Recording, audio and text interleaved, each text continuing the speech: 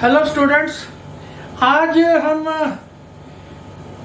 Dual nature of matter and radiation करेंगे। हमने आज से 12th का पोर्शन शुरू कर दिया है। मैंने आपको आगे भी बताया था कि हम 12th वाला पोर्शन शुरू करेंगे मॉडर्न की तरफ से। मैंने जब आपको मोटिवेशनल लेक्चर दिया था उसमें बोला था कि मॉडर्न में 10 से अबव क्वेश्चंस आते हैं, मैक्सिमम 16। और मैंने ये भी बोला था 2015 में ड्रॉट कंडीशंस में 8 क्वेश्चंस आए थे। So be prepared for it और बढ़िया से तैयारी करनी है मॉडर्न की। I will try my best to give you the maximum number of questions. तो सबसे पहले ड्यूअल नेचर की बात करते हैं। ड्यूअल नेचर मींस के पार्टिकल नेचर भी और वेव नेचर भी। लाइट की बात करें तो लाइट की जो पार्टिकल नेचर है वो कौन दिखाता है?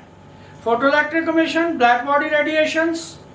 और आपका जो वेव नेचर है उसमें आपका इंटरफेरेंस, डायफ्रैक्शन, पोलराइजेशन, ये वेव नेचर दिखाती है। इसमें हम डिफरेंट इलेक्ट्रॉन एमिशंस पढ़ेंगे और उसमें हमारे सिलेबस में क्या है? Photoelectric emission. जो इलेक्ट्रॉन एमिशंस हैं उसमें थर्मियोनिक एमिशन आता है कि किसी प्लेट को गर्म करने से जो इलेक्ट्रॉन हीट देने से इलेक्ट्रॉन निकलते हैं, ठीक है जी। सेकेंडरी एमिशन आता है कि फास्ट मूविंग इलेक्ट्रॉन्स जब किसी सरफेस के ऊपर स्ट्राइक करते हैं तो वो इलेक्ट्रॉन्स एमिट करते हैं। फील्ड एमिशन आता है कि जब हम किसी प्लेट को पोटेंशियल डिफरेंस अप्लाई करते हैं उससे इलेक्ट्रॉन्स निकलते हैं। और एक आता है फोटोइलेक्ट्रिक एमिशन, जो हमने इधर पढ़ना है। फोटोइलेक्ट्रिक एमिशन क्या है? It is the phenomena of emission of electrons from the surface of a metal when an incident light of suitable frequency falls on it. suitable frequency यहाँ याद रखना है। suitable frequency कौन सी है? threshold frequency उसको बोलेंगे कि इतनी मिनिमम फ्रीक्वेंसी होनी चाहिए फोटोइलेक्ट्रिक एमिशन के होने के लिए। इंटेंसिटी जितनी मर्जी हो, इंटेंसिटी मतलब नंबर ऑफ फोटॉन्स। फोटोन क्या है? Packet of light energy.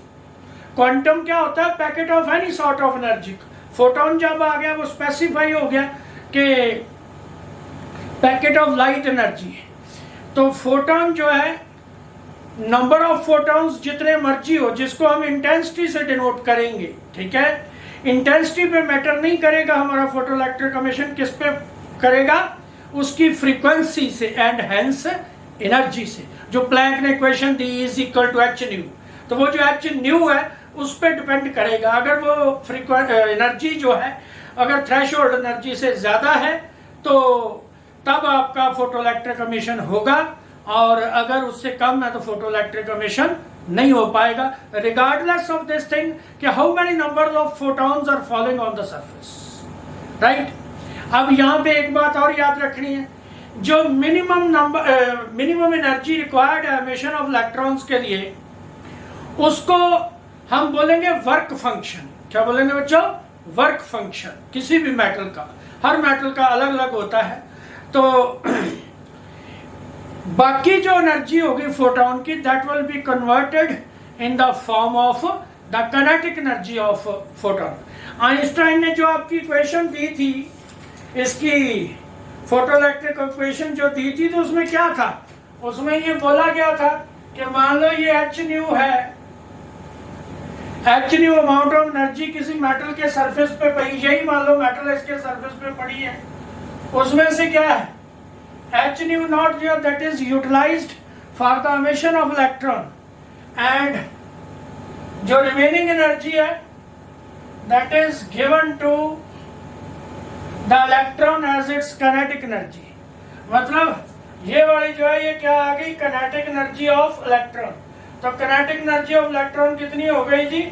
H nu minus nu naught. इसको आप क्या बोलोगे? Threshold frequency. और ये एनर्जी आ गई प्लैंक इक्वेशन से। अब देखिए, मैं सिंपल सा एक डायग्रामेटिक स्केच बनाया। हालांकि हम तो टिप्स एंड ट्रिक्स की बात कर रहे हैं, उसमें ये थोड़ी थ्योरी की तरफ हम नहीं जाएंगे, फिर भी मैंने एक फिगर बनाई है, ये ध्यान से आपने समझना है जरा। ये नेगेटिव प्लेट है, यहाँ पे जब लाइट पड़ेगी, सनलाइट पड़ेगी तो इलेक्ट्रॉन्स का एमिशन होगा। ये आपने 12th में पढ़ रखा है सारा कि नीचे सारा सर्किट लगा होता है पोटेंशियल्स चेंज करने के लिए, राइट। मैंने सिर्फ आउटलाइनिंग बनाई है। तो यहाँ से इलेक्ट्रॉन निकलेंगे, यहाँ से इलेक्ट्रॉन निकलेंगे, जो एनोड है पॉजिटिव प्लेट है, ये इलेक्ट्रॉन्स को क्या करता जाएगा, एक्सेप्ट करता जाएगा, राइट। तो ऐसे एक फोटोइलेक्ट्रिक करंट जो है चलता जाएगा। यहाँ एक चीज और समझनी है कि एक वर्ड आता है स्टॉपिंग पोटेंशियल, वो निकालने को भी आता है कि स्टॉपिंग पोटेंशियल क्या है। स्टॉपिंग पोटेंशियल क्या है, देखो इसको पॉजिटिव पोटेंशियल दिया हुआ है, इसीलिए इलेक्ट्रॉन फटाफट ये एक्सेप्ट करता जा रहा है। अगर इसको धीरे धीरे धीरे धीरे हम नेगेटिव पोटेंशियल दे दें तो वो क्या करेगा, इलेक्ट्रॉन को रिपल्शन करना शुरू कर देगा। मिनिमम नेगेटिव पोटेंशियल कितना दिया जाए इसको एनोड को, सो that the flow of electron stops, that is the photoelectric current becomes zero, is called stopping potential। तो इसका मतलब क्या हुआ कि ये वाली एनर्जी जो है एच न्यू नॉट, ये तो आपके सिर्फ इलेक्ट्रॉन के एमिशन के लिए यूज हुई है। तो आपका जो इलेक्ट्रॉन किस एनर्जी से आ रहा है, एमिट होके 1/2mv² ke से आ रहा है। इसका मतलब कि ये जो स्टॉपिंग पोटेंशियल है ये इसको इलेक्ट्रॉन को कितनी एनर्जी देगा, equal and opposite to the kinetic energy, तब वो जो है वो स्टॉप हो सकेगा। तो आप क्या रखोगे, के मैक्स जो है किसके बराबर, EV0। ये इक्वेशन याद रखनी है। ये आपको पता होगा कि पोटेंशियल किसके बराबर होता है, potential is the work done per unit charge. तो वर्क कितना आ गया, Q0V। यहाँ E है तो Q0 की जगह V लगा दिया, V तो रहेगा। ये जो है ये है स्टॉपिंग पोटेंशियल, मतलब मिनिमम नेगेटिव पोटेंशियल जो है given to the anode so that the photoelectric current becomes zero. इधर के मैक्सिमम क्या क्यों लिखा है, क्योंकि इलेक्ट्रॉन की एनर्जी अलग अलग होगी, तो जो मैक्सिमम काइनेटिक एनर्जी वाला इलेक्ट्रॉन है वो भी स्टॉप हो जाए, अपना जो फोटोइलेक्ट्रिक करंट है वो बिल्कुल क्या हो जाए जी, जीरो हो जाए। तो उस पोटेंशियल को हम क्या बोलते हैं, स्टॉपिंग पोटेंशियल। ये याद रखिएगा, this is very important, frequently asked. अब देखो ना, 3 चैप्टर ये और एक सेमीकंडक्टर का, और उसमें से हम 10 क्वेश्चन भी मान के चले तो 2.5 हो गई एवरेज। तो 2.5 अगर एक चैप्टर में से करना तो ऐसे ही क्वेश्चन आएंगे ना, तभी आप कर पाओगे ना। सो बी प्रिपेयर फॉर इट। तो अब मैं आपको ग्राफ दिखाने लगा हूं। मैंने आपको बताया कि जो फोटोइलेक्ट्रिक करंट है, जब जो लाइट है इंसिडेंट, उसकी फ्रीक्वेंसी जब इंसिडेंट लाइट की फ्रीक्वेंसी जब थ्रेशोल्ड से ज्यादा हो जाती है, तो उसके बाद जब है जैसे जैसे फोटोन पड़ता जाता है, जो इलेक्ट्रॉन्स हैं वो रिलीज होते जाते हैं, मतलब कि फोटोइलेक्ट्रिक करंट बढ़ता जाता है। मतलब ये जो ग्राफ बनाया है photoelectric current and intensity of light, ये कब है, when the photons falling have the energy more than threshold energy. जब ये इंटेंसिटी जितनी बढ़ती जाएगी और आपका फोटोइलेक्ट्रिक करंट जो है बढ़ता जाएगा, it will be a straight line. But ये याद रखना है कि जो जितने भी फोटोन पड़ रहे हैं उनकी एनर्जी जो है थ्रेशोल्ड एनर्जी से ज्यादा होनी चाहिए। एंड मोर ओवर जो फोटोइलेक्ट्रिक इमिशन है, 1 फोटोन 1 इलेक्ट्रॉन प्रोसेस है एंड इंस्टेंटेनियस प्रोसेस है, राइट। सेकंड ग्राफ पे चलते हैं, ये ग्राफ बहुत इंपॉर्टेंट है, ग्राफ पे चलते हैं। सेकंड ग्राफ पे फोटोइलेक्ट्रिक करंट और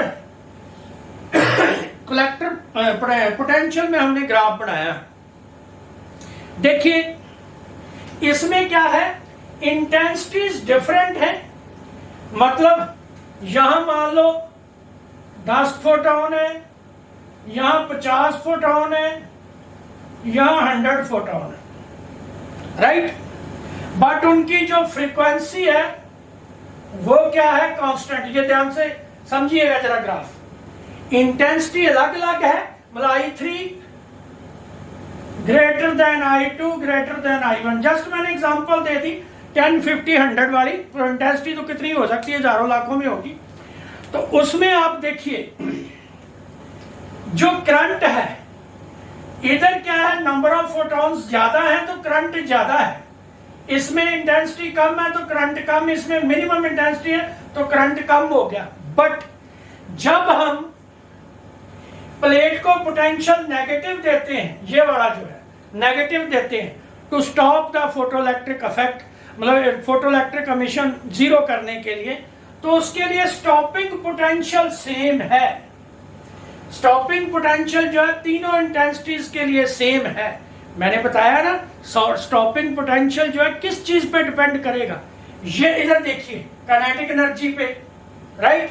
और काइनेटिक एनर्जी जो है किस चीज पे डिपेंडेंट है, इस पे, क्योंकि ये तो कांस्टेंट है, न्यू नॉट तो कांस्टेंट है किसी गिवन मेटल के लिए। इसका मतलब जितनी किसी फोटोन की फ्रीक्वेंसी ज्यादा होगी उतना ही उसके लिए स्टॉपिंग पोटेंशियल जो है वो क्या होगा, ज्यादा होगा, नेगेटिव सेंस में, मतलब नेगेटिव में ज्यादा स्टॉपिंग पोटेंशियल जो है वो अप्लाई करना पड़ेगा, तब जाके फोटोइलेक्ट्रिक करंट जो है वो जीरो होगा, राइट। तो इसी ग्राफ को अगर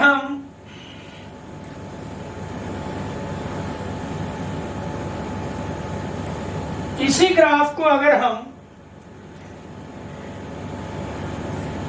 ले लेते हैं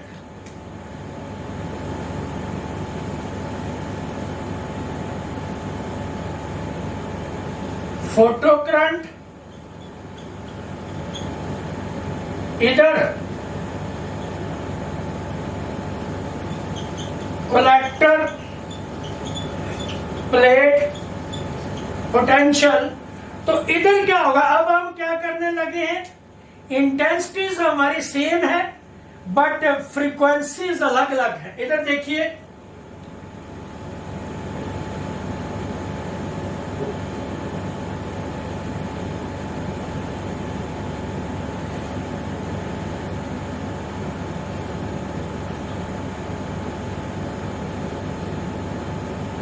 V01, V02, V03, नेचुरली ये नेगेटिव है, नेगेटिव साइन आप डाल सकते हो। ये क्या है, न्यू1, ये क्या है, न्यू2, ये क्या है, न्यू3। तो आपका क्या है, nu is greater than nu is greater than nu. इसका मतलब क्या है, जिस फोटोन की फ्रीक्वेंसी ज्यादा है उसका स्टॉपिंग पोटेंशियल भी ज्यादा होगा। जैसे मान लो मैं अपनी एग्जांपल दे देता हूं आपको, हमारे क्लास में कई बार बच्चे पढ़ते हैं, मैं उनके लिए एग्जांपल देता हूं, कईयों को कमजोरी लाल बोलता हूं, बच्चे समझ गए हैं कौन कौन है। तो मान लो किसी कमजोरी लाल कोई आ रहा है, ऐसे उसको रोकना है, मैंने रोकना है तो उसको ऐसे कर दूंगा तो कमजोरी लाल रुक जाएगा। उनको मैं वैसे डॉक्टर कमजोरी लाल भी बोलता हूं, कईयों को पता है, कई डॉक्टर बन चुके हैं, कई बनने वाले हैं।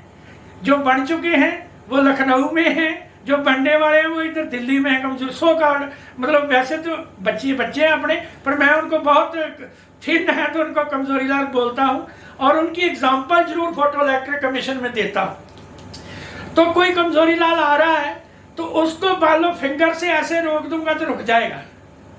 अगर मान लो मैं आ रहा हूं ऐसे ऐसे तो मेरे को रोकना है तो huge amount of energy is required. क्यों, मेरे को ऐसे मान लो कि मेरा एच न्यू ज्यादा है, कमजोरी लाल जी का एच न्यू क्या है, कम है, मतलब न्यू कम है, तो ये फ्रीक्वेंसी किसकी होगी, कमजोरी लाल जी की, ये हो गई मेरी। इसका मतलब मेरे को रोकने के लिए ज्यादा एनर्जी की जरूरत है, ठीक है। तो मेरा स्टॉपिंग पोटेंशियल क्या हो गया, ज्यादा।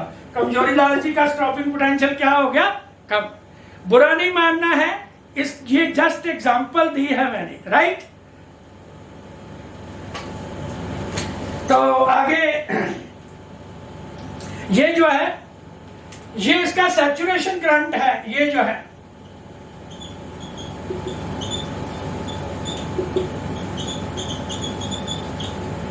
तो इसमें देखा आपने करंट जो है वो कांस्टेंट है, करंट नहीं बढ़ा, सिर्फ स्टॉपिंग पोटेंशियल जो है उसमें चेंजेस आई। इसका मतलब क्या, अगर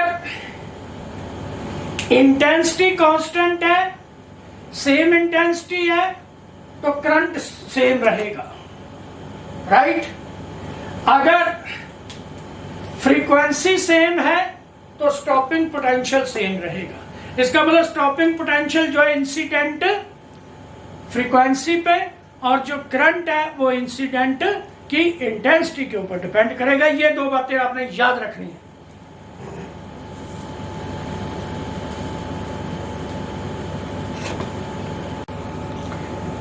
Photon concept of Einstein was also confirmed by Compton।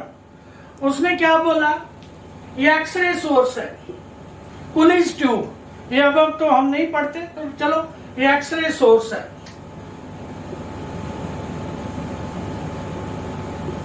उसमें क्या एक्सरे, ये कॉलीमेटर्स है, ये ग्रेफाइट स्कैटरर है। उसने क्या देखा कि अगर इंसिडेंट जो है एक्सरे उसकी वेवलेंथ लैम्डा है तो इसकी क्या है, वेवलेंथ लैम्डा डैश है। तो जब स्कैटर्ड लाइट जो है उसकी जो वेवलेंथ है इंसिडेंट से फर्क है, या that is greater then the wavelength of incident light. तो यहीं से फोटोन का कंसेप्ट जो है उसको और प्रौढ़ता मिली। उसमें उसने क्या, फिर आगे एक्सप्लेनेशन वगैरह इसकी क्या दी गई कि ये क्यों ज्यादा है, क्योंकि जब एनर्जी इस पे पड़ेगी some amount of energy is absorbed. Energy absorb होगी तो एनर्जी डिक्रीज हो जाएगी। एनर्जी डिक्रीज होने का मतलब क्या, फ्रीक्वेंसी कम, फ्रीक्वेंसी कम तो उससे क्या हो जाएगा, वेवलेंथ ज्यादा। तो ये जो चेंज है इसमें आपके वेवलेंथ में, shifting of wavelength, shifting of wavelength of scattered X-ray जो है इसको हम कॉम्पटन इफेक्ट बोलते हैं। इसमें आपने कॉम्पटन शिफ्ट का फार्मूला याद रखना है, H और M naught C 1 minus cos phi. ये फाई जो है वो क्या है, स्कैटरिंग एंगल है, किस एंगल पे स्कैटर हुई है। तो स्कैटरिंग मैक्सिमम कब होगी, जब ये जो है कितना होगा, 180 डिग्री। तो एक बात यहाँ पे याद रखनी है, क्योंकि इसमें थ्योरी लाइक क्वेश्चन ज्यादा आने हैं। ये जो कॉम्पटन इफेक्ट है ये विजिबल लाइट में ऑब्जर्वेबल नहीं है, ये बात याद रखनी है आपने। तो ये कॉम्पटन शिफ्ट है, ये क्या है, Compton wavelength H over M not by C। तो इसमें आपका कंसेप्ट दे दिया क्या, पार्टिकल नेचर इसने भी शो की थी। कोई पूछे तो photoelectric emission, black body radiation के साथ आप कॉम्पटन इफेक्ट जो है वो भी ऐड कर सकते हो। यहाँ एक क्वेश्चन दिया हुआ है, इसमें स्टॉपिंग पोटेंशियल और फ्रीक्वेंसी जो है इनको प्लॉट किया गया है। तो उसमें पूछा गया कि वर्क फंक्शन कितना होगा। तो उसमें ओबी ओए इसकी टर्म्स में वर्क फंक्शन पूछा गया है। तो मैंने आगे भी बताया, सबसे पहले जब ग्राफ वाला क्वेश्चन आता है तो आपने ग्राफ की शेप देखनी है कैसी है, तो उसके हिसाब से आगे क्वेश्चन ट्राई करना है। ग्राफ की शेप क्या है, स्ट्रेट लाइन है, और इंटरसेप्ट जो है वो क्या है, नेगेटिव है। सबसे पहले हम इक्वेशन लिखेंगे, y is equal to m x minus सी।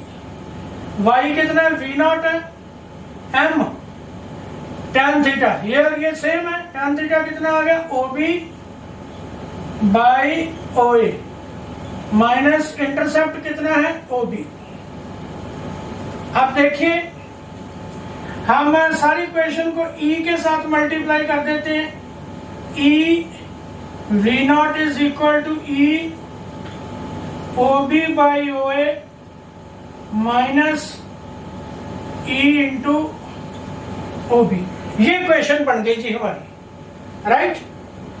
अब आप कहोगे कि ऐसे क्यों किया हुआ है, उसने जो आंसर लिखे हुए हैं वो मैं आपको बताता हूं, फिर आपको क्लियर होगा। इसको हम इससे कंपेयर कर लेंगे, के मैक्स जो है किसके बराबर, H nu minus H nu not. ये वाली चीज जो आपके पास क्या है, ये वाली चीज जो है वो किसमें है, इसको हम बोलते हैं वर्क फंक्शन। तो आपका वर्क फंक्शन कितना आ गया, E इंटू OB, राइट। तो ये आंसर आपका आएगा। E जो है वो क्या है, चार्ज ऑन इलेक्ट्रॉन, तो ये इन EV आएगा इलेक्ट्रॉन वोल्ट में। इसमें जो आंसर आपको दिए हुए वो है मतलब इधर देखना, जो पहला क्वेश्चन है वो है, आंसर है इसका E इंटू ओबी इन ईवी। दूसरा आंसर आपको दिया हुआ है ओ ए इन ईवी। तीसरा आंसर आपको दिया हुआ है O B in volt. And चौथा दिया हुआ है slope of line A B. अब इधर देखो ना, वर्क फंक्शन जो है वो ओ ए तो हो ही नहीं सकता। ओ ए जो है वो क्या है, फ्रीक्वेंसी है, ये का खत्म हो गया। O B in volt, work function जो है वो जूल्स में होगा या ईवी में होगा, वो वोल्ट में नहीं होगा। इसका मतलब हमारा या तो ये बच गया या ये slope of line A B. तो slope of line A B जो है वो क्या आ गया, वी नॉट बाई न्यू। तो ये तो कोई फार्मूला ही नहीं है, वो पोटेंशियल ओवर फ्रीक्वेंसी, ये तो कोई फार्मूला ही नहीं है। सो आपका बचा यही, बट फिर भी आपने एक बार कैलकुलेट करके देखना।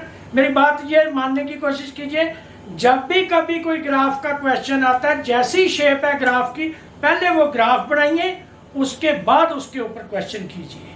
ठीक है, ये मैंने लेक्चर आपको दिया है अपना ड्यूअल नेचर का। इसके ऊपर क्वेश्चंस मैं नेक्स्ट लेक्चर पे करवाऊंगा, तो ये थोड़ा सा रीड करना आप, राइट।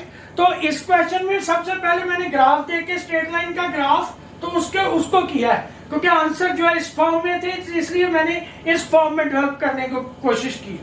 जो आपका अपना है वर्क फंक्शन है, ये एनर्जी है, ये ना वोल्ट में हो सकता है, ठीक है, ये तो गलत हो गया, वोल्ट में नहीं हो सकता। ओ ए इन ईवी, ओ ए ये तो फ्रीक्वेंसी वाली लाइन है, तो फ्रीक्वेंसी को जितनी देर प्लैंक्स कांस्टेंट ना मल्टीप्लाई होगा, उतनी देर वर्क फंक्शन कैसे आ जाएगा।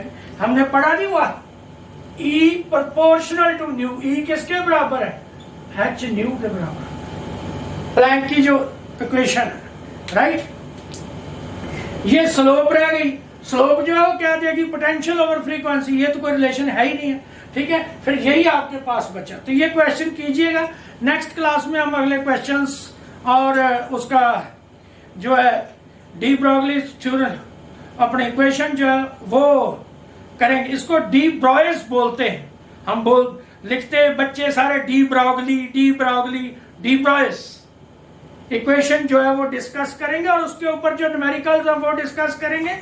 और डेविसन जर्मर एक्सपेरिमेंट है, जिसमें उसने